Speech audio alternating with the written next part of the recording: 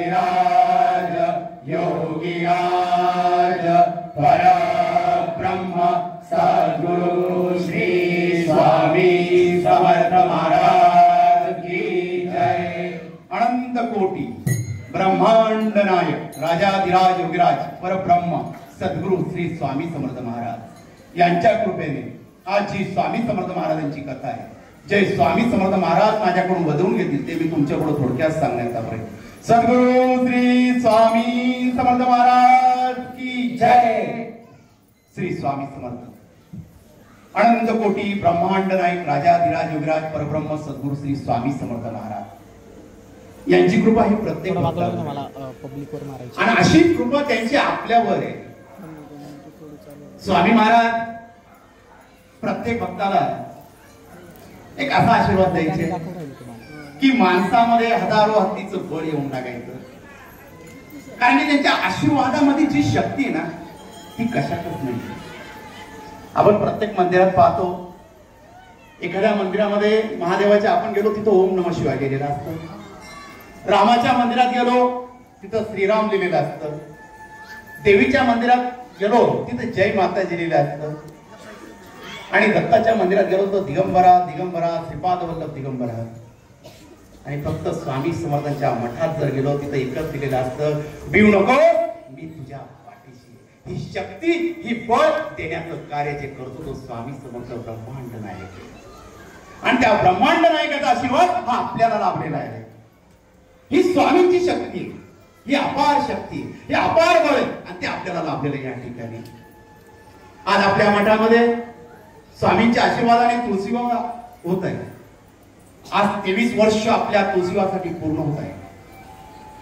23 वर्षापासून आपल्या मठामध्ये तुळशीबाग होतोय, कारण की तुळशीबागचं कधीच खंडन पडलं नाही। जरी मध्ये कोविड आला तरी साधा सुद्धा का होईना पण तुळशीबाग त्या दिवशी झाला, आणि त्या तुळशीबागचं महात्म्य आज आपण मठामध्ये सांगणार आहोत। तुळशीविवाह का करावा आणि तुळशीविवाह झाल्यावरच का लग्नांना सुरुवात होते, त्याच्या मागे सुद्धा काहीतरी शास्त्र आहे। आता बहुतेक पुढची पिढी आलेली आहे, तुळशीविवाह माहित नाही त्यांना, म्हणून आपण आज सामुदायिक तुळशीविवाह मठामध्ये आयोजित करत असतो की तुळशीविवाहाचं महत्व हे समजलं पाहिजे। आपल्या हिंदू संस्कृतीप्रमाणे जे आपले सण आहे हे लुप्त होत चाललेले आहे, ते फक्त व्हॉट्सअप पुरता मर्यादित होत चाललेले आहे। पहिले संक्रांत असल्यावर प्रत्येकाच्या घरी तिळगुळ द्यायला प्रत्येक जण जायचा, तो आनंद वेगळा। दसरा असल्यावर प्रत्येकाच्या घरी आपण सोनं द्यायला जायचो, तो आनंद वेगळा आहे, त्या भेटीगाठी वेगळ्या असायच्या। आता प्रत्येक जण फक्त व्हॉट्सअपवर इकडून बघतो, अरे मला याचा मेसेज आला नाही, मी त्याला टाकला नाही, फक्त मनामध्ये आपले तेच विचार असतात की भेटीगाठी आपल्या बंद झालेल्या आहेत। म्हणून मठामार्फत आपण प्रत्येक सण हा आयोजित करतो। काय तुळशीविवाह बंद झाले तिथून तुम्ही मी सर्वांनी लक्षात घ्या की मुलांच्या मुलींच्या लग्नामध्ये प्रॉब्लेम यायला लागले, लवकर स्थळ जमत नाही, अडचणी निर्माण झाल्या, कारण की तुळशीविवाह करणंच बंद करून टाकलेलं आपल्यामध्ये। आता तुळशीविवाहाला कोणी महत्व द्यायला तयार नाहीये, म्हणून मठामध्ये आपण सामुदायिक तुळशीविवाह करतो। ज्या दिवशी तुळशीविवाह होतो लग्नाला सुरुवात होती, ज्या अक्षरा देवाच्या पडतात आपल्या घरापुढं आपल्या दारापुढं आपल्या डोक्यावर, त्या दिवशी लग्नाचा योग जुळायला सुरुवात होतो। ज्या आपल्या अडचणी त्या दूर होतात।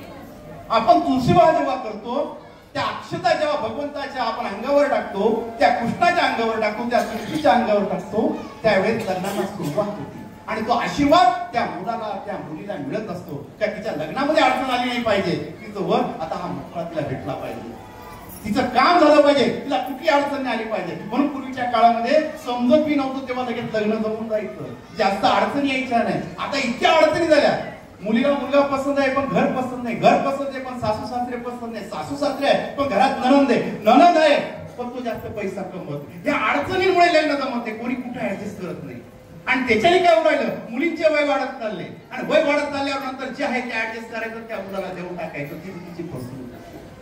कुठंतरी ऍडजस्ट केलं पाहिजे, कुठंतरी समजलं पाहिजे का आपल्यामध्ये जे विचार व्हायचे, पहिले जे पूर्वीचे लोक सांगायचे, त्या मुलं आजी आजूबाजूला बसायचे, काही गोष्टी ऐकायचे, काही गोष्टी शिकायला मिळायच्या, त्याच्यामध्ये मुलांमध्ये संस्कार निर्माण व्हायचे, ते संस्कार आपल्यात राहिले नाही। मुलगा रडायला लागला, आईने मोबाईल दिला. मोबाईल दिल्यावर मुलगा शांत झाला. आई बोलली माझं काम झालं, आता तो शांत झाला, मी काहीतरी काम करेल. ह्या मोबाईलने मुलं आपले फिरून चाललेले, हे कुठंतरी थांबलं पाहिजे. आई सिरियल बघतीये, ती रिमोट सोडत नाही. मुलगा काय करतोय मोबाईल मध्ये हे बघायला तयार नाही. नवरा आला त्याचा बघतोय, तो म्हणतो ती सिरियल पाहते, त्याचं वाढून घेतो, त्याच्याकडे लक्ष देत. दोघांमध्ये वाद होत आहे. कोणाची मानसिक स्थिती आता ठिकाणावर राहिलेली नाही. प्रत्येक जण डिप्रेशन मध्ये. या डिप्रेशन मधून बाहेर येण्यासाठी आपला स्वामी समर्थ मठ आहे. या मठामध्ये या स्वामींकडे बघा, सर्व तुमचं डिप्रेशन गायब होऊन जाईल. मनामध्ये किती संकट असू द्या, त्याच्यात फक्त चेहऱ्याकडे बघा, त्याच्या पादुकांवर आपलं मस्तक ठेवा. तेव्हा तो एकच बोलेल, भिवू नकोस, मी तुझ्या पाठीशी आहे. ही स्वामींचा आशीर्वाद आहे. हा आशीर्वाद प्रत्येकाला मिळणार आहे, पण त्याच्या जवळ मनापासून जा. जेव्हा तुम्ही त्याच्या मनापासून त्याच्या जवळ जाल, तेव्हा तो आशीर्वाद देईल. आपण आपल्या मुलांना मठामध्ये पाठवलं पाहिजे. मठामध्ये मुलगा आल्यावर त्याला काही शिकवलं जात नाही. आपाप मठामध्ये आल्यावर त्याला वळण लागतं, कारण मी स्वामींचा भक्त झालेलो आहे. आपाप त्याचे विचार बदलतात. त्याचे विचार बदलल्यावर तो स्वामी भक्त होतो. त्याला स्वतःची लाज वाटती, मी गावात कसा वागलो तर लोक काय म्हणतील, अरे स्वामी भक्त आहे, असं का वागतोय. आपाप त्याच्या आचरणात बदल होतो. ही स्वामी शक्तीची फरक आहे, या मठाचा फरक आहे. म्हणून आपल्या मुलांना काळजी करून मठामध्ये पाठवा. त्यांना सांगा तिथं स्वामींची सेवा कर. सेवा केल्यावर हा ब्रह्मांड नायक मेवा दिल्याशिवाय राहणार नाही. एवढी शक्ती त्याच्यामध्ये. तो कोणाचंच ठेवत नाही. तुम्ही 1 रुपया द्या, दुसऱ्याशी लोक तुम्हाला 10 रुपये देऊन टाकत. तो कोणाचंच दुसरं ठेवत नाही. आपण देणारे कोण आहे, कारण तो ह्या पृथ्वीचा मालक आहे. आपण त्याच्याच घरीचे आहोत. आपण त्याच्याकडे काय देणार. तो ब्रह्मांड नायक. आज आपल्या मठामध्ये तुलसी विवाह येत होते. 23 वर्ष पूर्ण होत आहेत स्वामींच्या आशीर्वादाने. आज तुलसीबाव महात्म्याला आपण सुरुवात करत आहोत. दरवेळेस आपली एक कथा होती, पण त्या कथेचं माध्यम हे कळालं पाहिजे. म्हणून आज आपण थोडी कथेमध्ये बदल असणार आहे. काही जण म्हणा मागच्याच अशी कथा सांगितली आहेस का, पण कथेमधलं मर्म जर कळालं नाही तर त्या कथेला काही उपयोग होत नाही. वृंदा श्रवणिक मुनींची मुलगी. श्रावण मुनी एक मुलगी त्यांच्या घरी जन्माला आली, तिचं नाव ठेवण्यात आलं वृंदा. वृंदा खूप सुंदर होती. हळूहळू वृंदा मोठी होत चालली होती. जशी प्रत्येक बापाला काळजी वाटते तशी श्रवण मुनींना काळजी वाटू लागली होती. माझी मुलगी आता मोठी होत चालली. जर माझी मुलगी एवढी सुंदर आहे तर श्रवण मुनींची इच्छा होती की माझ्या मुलीचं लग्न हे नारायणाशी व्हावं. आणि बाबाची इच्छा ही मुलीला समजली. म्हणून वृंदा नारायणाचं नाव घेऊ लागली. नारायण घाटीवर बद्रीनाथ वनामध्ये वृंदा तपश्चर्याला बसली. ब्रह्माची तपश्चर्या करू लागली. आणि तपश्चर्या करता करता स्वतः ब्रह्मदेव तिला प्रसन्न झाले. वृंदाची तपश्चर्या चालू होती आणि ब्रह्मदेव प्रगट झालेले होते. वृंदाने डोळे उघडले आणि ब्रह्माचं स्वरूप पाहून ती भारावून गेली. कारण की ब्रह्माचं स्वरूप हे साधं सुद्धा नसतं. आणि ते स्वरूप स्वतः वृंदा बघत होती. ब्रह्मदेव आपल्या समोर उभे. वृंदाने हात जोडले, ब्रह्मदेवाला नमस्कार केला आणि त्यावेळेस ब्रह्मदेव हसले आणि म्हणू लागले, वृंदा काय मनामध्ये इच्छा आहे की सांग, काय वर हवाय तुला. वृंदाने हात जोडले आणि ब्रह्मदेवाला सांगितलं, हे ब्रह्मदेवा, माझ्या मनामध्ये काय हे तुम्ही सर्व ठाऊक आहात. मला नारायणाशी विवाह करायचा आहे. ब्रह्मदेव हसले, वृंदा तुझा नारायणाशी विवाह होऊ शकतो, पण काही श्राप तुला असल्यामुळे हा मानव जन्म तुला प्राप्त झालेला आहे. तर तुला नारायणाशी लग्न होऊ शकत नाही, पण नारायणाच्या अंशाशी तुझं लग्न होईल आणि नंतर स्वतः तुला नारायण भेटतील आणि त्यांच्याशी तुझा विवाह होईल. वृंदाने हात जोडले आणि आपल्या वडिलांजवळ श्रवणिक ऋषींजवळ आली. ऋषी वृंदाला म्हणायचे, तुला एक दिवस नारायण भेटतील, त्यांच्याशी तुझं लग्न होईल. आणि हा जालंधर राजा, याचं खरं नाव आहे शंखचूड. नंतर त्याला जालंधर राजा नाव पडलं, जालिंदर. तो जंगलामध्ये फिरत असताना त्याचं लक्ष वृंदावर गेलं. काही इतकी सुंदर अशी मुलगी जर मला भेटली, जर ती अशी लग्न केलं तर माझ्या राज्यामध्ये सुंदर अशी राणी येईल. म्हणून हा जालंधर राजा त्या श्रवण मुनींना सांगू लागला की मला तुमच्या मुलीशी विवाह करायचा आहे. त्यावेळेस ऋषींनी आपल्या मुलीला वृंदाला सांगितलं, खूप सुंदर राजा आहे आणि हा नारायणाचा अंश सुद्धा आहे. हा दैत्य जरी असता, दैत्य कुळामध्ये जरी असता, पण त्याचं रूप एवढं सुंदर आहे तर त्याच्याशी तुझा विवाह व्हावा ही माझी इच्छा आहे. वृंदाने होकार दिला आणि दोघांचा विवाह झाला. थाटामाटामध्ये विवाह झाला. सुखामध्ये संसार दोघांचा सुरू झालेला होता. हा शंखचूड प्रत्येक ठिकाणी युद्ध करायचं आणि त्या राजाला प्रजा म्हणून राहायला लावायचं, हे त्याचं काम होतं. या भूमीवर त्याने अनेक युद्ध केले आणि त्या युद्धांमध्ये तो विजयी होत चाललेला होता. आता सर्वीकडे विजय झाला. या भूमीवर फक्त त्याचं राज्य झालेलं होतं. मग त्याचं लक्ष आता देवांकडे गेलेलं होतं.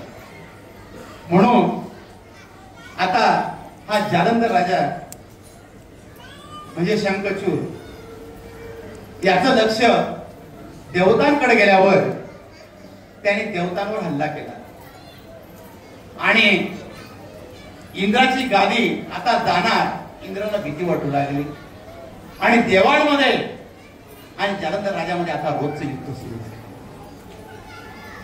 आता एक दिवस घनघोर युद्ध सुरू झालेलं होतं आणि त्या घनघोर युद्धामध्ये इंद्र हरला आणि तो काही गादी द्यायला तयार नव्हता.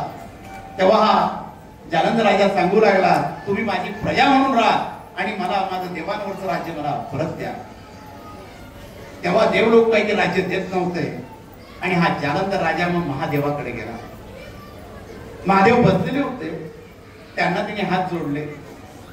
हे महादेवा, मी देवांवर युद्ध केलं आणि ते युद्ध मी जिंकलो, तर ते मला ते राज्य देत नाही, तर त्यांनी प्रजा म्हणून राहावं ही माझी इच्छा आहे. आणि महादेवाला बोलू लागले, जर त्यांनी राज्य दिले नाही महादेवा तर मला तुमच्याशी युद्ध करावं लागेल आणि त्या युद्धामध्ये जर तुम्ही हरलात तर लोक तुम्हाला हसतील आणि जर तुम्ही जिंकलात तर त्यात काही विशेष असणार नाही. महादेवाला ही गोष्ट समजून गेलेली होती की जालंधर जे बोलतोय यात काही तथ्य नाही, त्याचं आयुष्य पुरुष काय हे सर्व बाकी महादेवाला माहित होतं. पण जालंधर राजा आपल्या राज्यात आला आणि वृंदाशी संवाद करू लागला. मी देवांवरचं युद्ध जिंकलेलो आहे, पण ते काय राज्य देत नाही, तर उद्यापासून घनघोर युद्धाला आता सुरुवात होणार आहे आणि मला ते युद्ध जिंकायचं आहे. रोजच्या प्रमाणे युद्धाला सकाळी जायची जालंधर राजाची तयारी झाली. वृंदा पूजेचे ताट घेऊन जालंधर राजासमोर आली, त्याचं ऑप्शन केलं आणि विजय हो माझा नवरा असा देवाजवळ आशीर्वाद मागितला आणि जालंधर राजा युद्धासाठी निघाला. युद्धाला आल्यावर देवतांमध्ये आणि जालंधर राजामध्ये घनघोर युद्ध सुरू झालं. आणि ते युद्ध असं होतं, हा जालंधर राजा होता ना, हा गुप्त होऊन जायचा. त्यावेळी देवतांना कळायचं नाही का युद्ध करायचं कोणाशी. आणि ते युद्ध चालू झाल्यावर ते इतकं घनघोर होऊ लागलं, एक दिवस 2 दिवस असं युद्ध वाढत आलं. युद्ध आता संपायचं नाव घेत नव्हतं. त्यावेळेस इंद्र महादेवाजवळ पळत आले आणि घडलेला प्रसंग महादेवाला सांगितला. आता महादेव यांनी नारायणाला सांगितलं, हे नारायणा, ह्या जालंधराचं जे युद्ध चालू आहे आता ते कुठेतरी थांबलं पाहिजे. त्यावेळेस नारायण बोलू लागले, हे महादेवा, जालंधर बरोबर युद्ध जिंकणं म्हणजे कोणाचे काम नाही आणि ते आपण युद्ध जिंकू शकत नाही. त्यावेळी महादेवाने विचारलं याचं कारण काय? कारण की त्याची पत्नी ही पतिव्रता आहे, तिचं नाव वृंदा आहे, तिच्या शक्तीमुळे हा युद्ध जिंकत आहे. तर आता मला काहीतरी करावं लागेल, माझ्या भक्तासोबत मला खोटं वागावं लागेल, अनियती वागावं लागेल, त्यावेळेस आपण युद्ध जिंकू शकतो.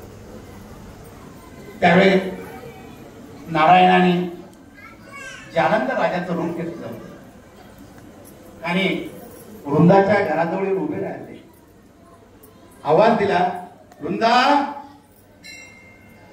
वृंदा, मी युद्ध जिंकून आलेलो.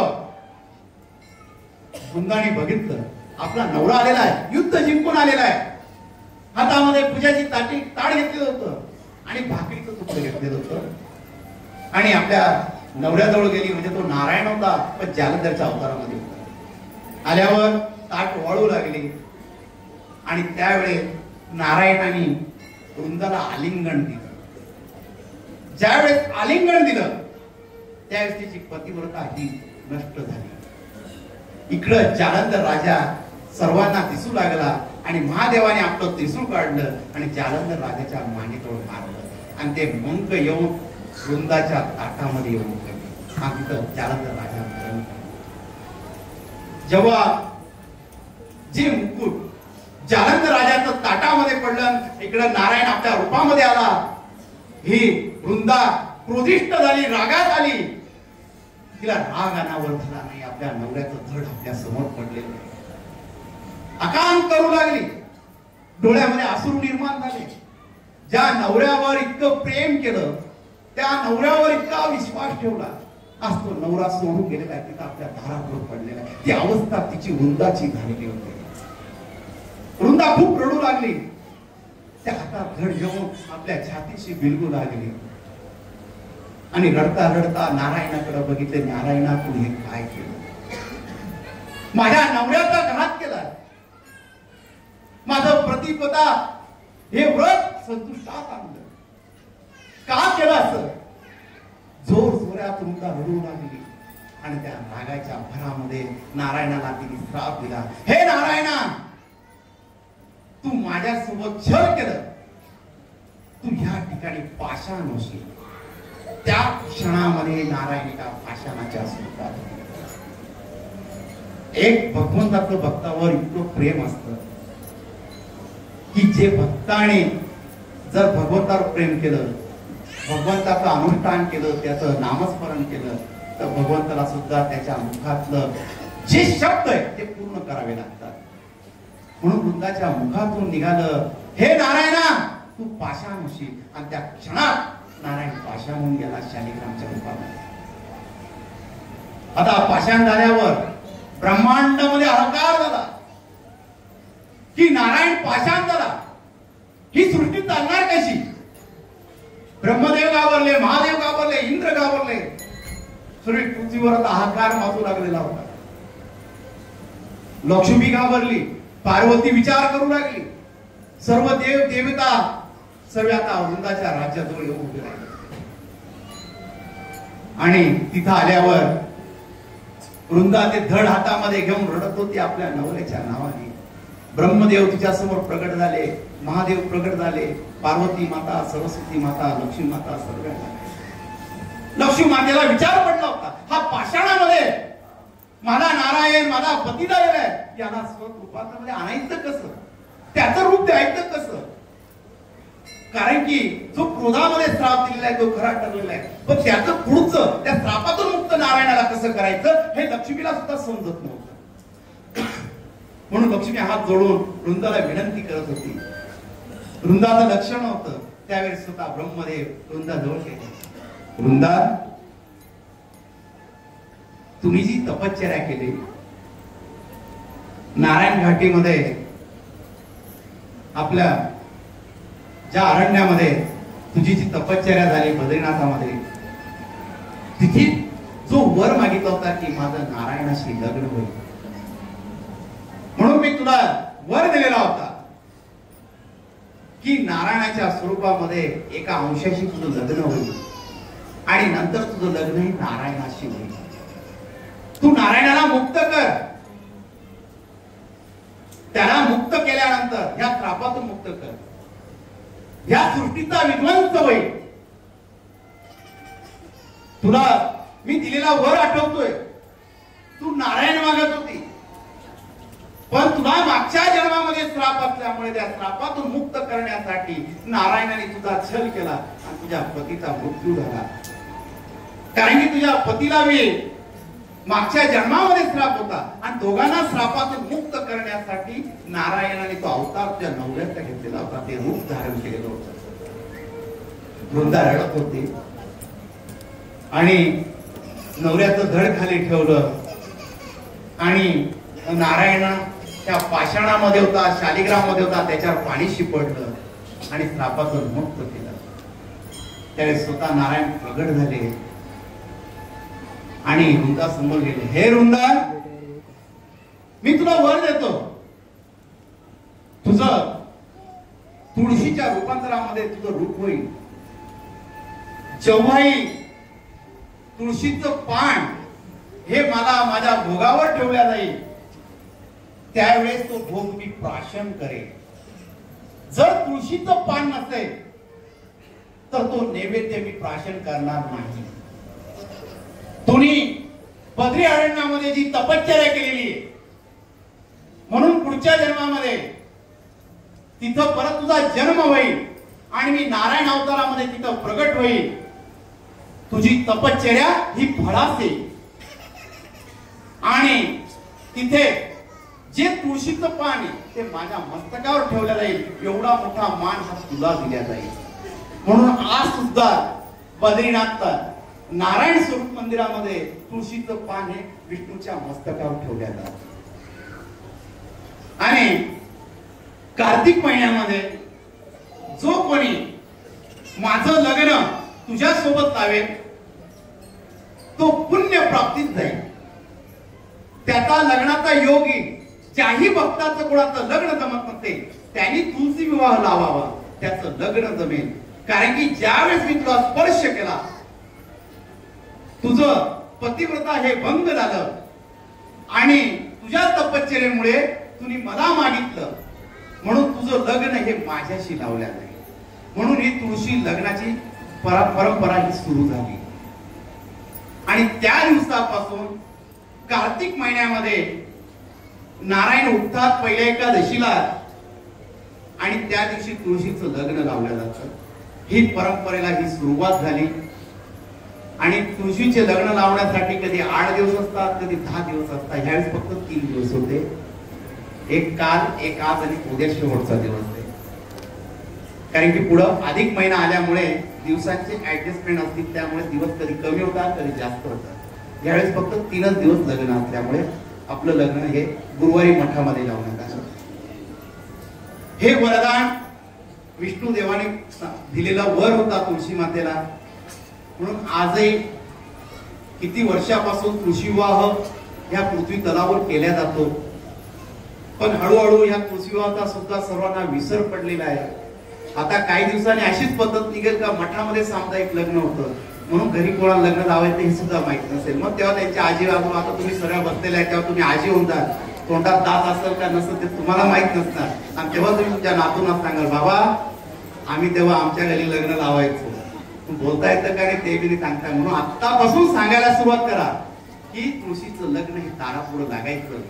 पण आता वेळेनुसार काळानुसार हे मठामध्ये सामुदायिक पद्धतीने लग्न लावलं जातं. तर प्रत्येकाला विनंती आहे, तुळशीचं लग्न आपल्या घरचं प्रत्येकाने लावत जा. आणि आपल्या घरी जमत नाही म्हणून तुळशीचं लग्न हे सामुदायिक पद्धतीने मठामध्ये दरवर्षी आपल्या मठामध्ये सामुदायिक तुळशी विवाह होतो. तिथं आपली तुळशी घेऊन येत जा. त्याच्यामध्ये आपल्या घरामध्ये जे प्रॉब्लेम असतात, लग्न जमत नाही, काही अडचणी येतात, तर त्या अडचणी आपल्या दूर होत जातात. म्हणून आता जे तुळशीचं लग्न आपल्या मठामध्ये लागणार आहे, ज्याही मुलींचं लग्न जमत नाही, त्यांना अडचणी येतात, मनासारखा वर पाहिजे, त्यांनी कृपया अंतरपाठाजवळ येऊन उभं राहायचंय. त्यात दादायचं काहीच काम नाही. मुलांनी मुलींनी येऊन उभं राहायचंय. स्वामींच्या आशीर्वादाने आणि कृष्ण भगवंताने जो वर दिलेला आहे, नारायणी वर दिलेला आहे, तो वर पूर्ण होणार आहे. म्हणून त्याच्यामध्ये लादायचं कुठलंही काम नाही.